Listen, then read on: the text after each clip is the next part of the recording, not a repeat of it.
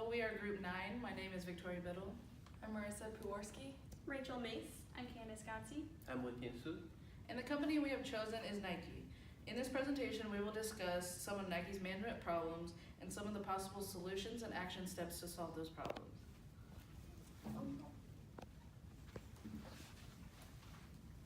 So first off, a quick overview of Nike itself. Nike sells almost 900 million pieces of shoes, clothing, and equipment each year. In 2018 alone, Nike recorded a revenue of $36.36 billion. This is almost a $2 billion increase from 2017. Nike is listed as #1 on the Forbes Fab 40 list of the world's most valuable sports brands. According to Forbes, their brand value is listed at $15 billion. Nike also occupies 38% of the share of the branded footwear market. In our presentation, we will look at the following 7 management issues that are affecting Nike. The 2 main problems that we will look at are the culture of sexual assault and inventory management.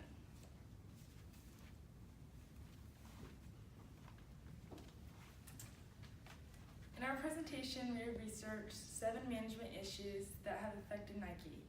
Declining basketball sales and stocks decreasing, counterfeit and faulty products, that people were trafficking counterfeit sneakers that, if were authentic, would have been worth $73 million. Then media and campaign issues relating to the Colin Kaepernick ad campaign and the burning of shoes and jerseys because Nike put him in their ad.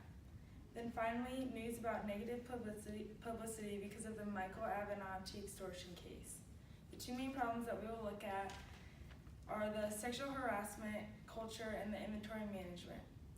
For the sexual harassment issue, women working at Nike have repeatedly complained to HR managers about demeaning behavior and treatment from the male supervisors. They said that men would call them by vulgar names and would talk about the women's bodies and their physical appearances. The women were also getting treated unfairly because they were not getting the same opportunities and promotions or pay as the other male employees. Amanda Schiebel, a former Nike employee, after 5 years, told the Times that many of my peers and I have reported incidences in a culture that were uncomfortable, disturbing, threatening, unfair, gender biased, and sexist, hoping that something would change and that would make us believe in Nike again. This is a first-hand experience of the Nike culture. The second problem we will discuss is inventory management. Nike has experienced some problems with inventory management in the past. In 2001, their i2 supply chain software experienced a major implementation failure. This was caused by ineffective testing of the actual software. The results of this failure included an excess of low-demand shoes and not enough of the high-demand shoes, such as the famous Air Jordans. This software failure ended up costing Nike $100 million. Since 2001, Nike has faced other inventory issues. Inventory levels in Europe and China have increased throughout the years. This increase has caused Nike to have to discount their products much more than they would like to. In 2012, Nike's inventory had eclipsed sales growth the most in just a 4-quarter period than it had in the previous 11 years. Other reasons for inventory management issues include increased competition or a more flooded market, and constant innovation of new products also plays a part in increased levels of inventory. Now I'll be introducing some solutions that other companies have used to solve these problems. First, I'll be talking about the sexual harassment issue. Some companies have decided to employ a Weinstein clause. This is a clause that discloses any allegations of sexual misconduct to potential buyers of a company. This vouches for the conduct of the leadership of the company, and it is a feedback approach, which means it does not prevent the problem from occurring, but rather tries to fix it afterwards. This may save the company's bottom line, but it does not help the employees. Another option is training.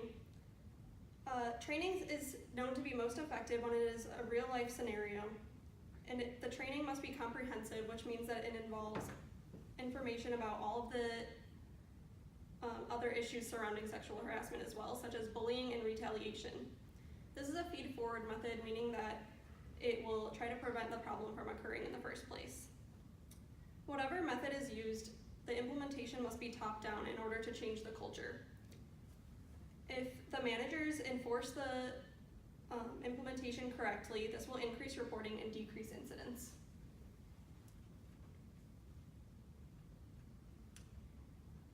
Next, I'll be talking about some solutions for the inventory issue.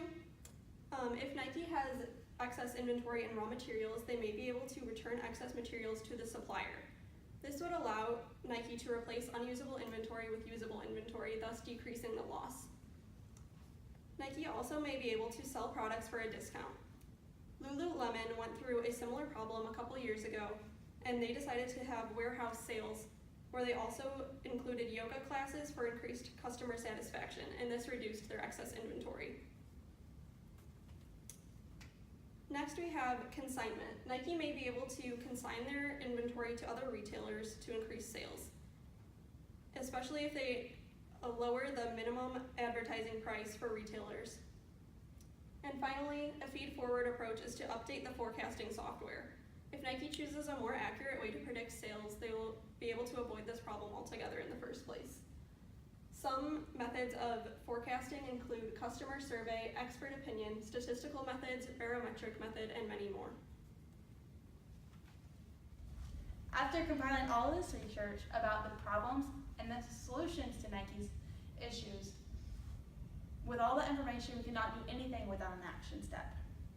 Our action plan for the sexual harassment includes first informing and giving the workers a knowledge of why harassment is so important and why it should be avoided by all costs. We will be doing this through training. These training sessions will be required for everyone underneath Nike business.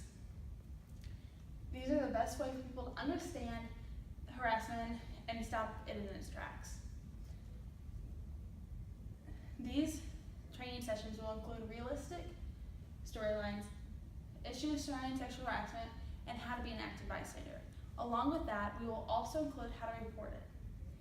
We will have harassment surveys available to every single worker, anytime, anywhere on our website. These harassment surveys will be quick, easy, and judgment-free.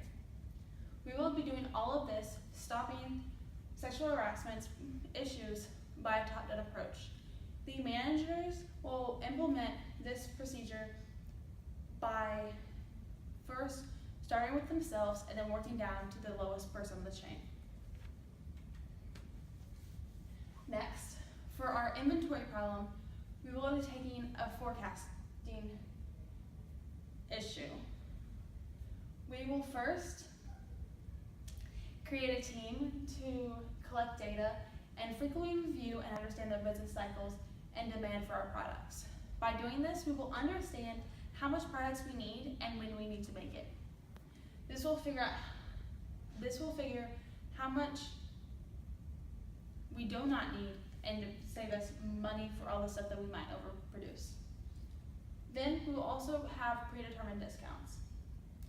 These predetermined discounts will also be made within the team. They will individually price at the lowest price possible for each item without losing any money. These will reduce all of the too much inventory that we're seeing so often today. Okay, let's move to the evaluation part.